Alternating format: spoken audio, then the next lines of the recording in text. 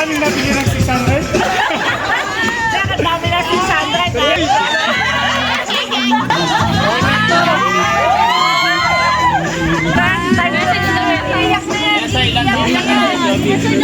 Kaya nga si Sir Jobit ay nagse-celebrate ng kanyang ika-35th birthday. Palakpakan naman. Happy birthday! Dito to ng kanyang asawa na si Ma'am Eliza. Ayan. Oh, sweet naman. Ayoko na maraming maraming salita. Na-advance na.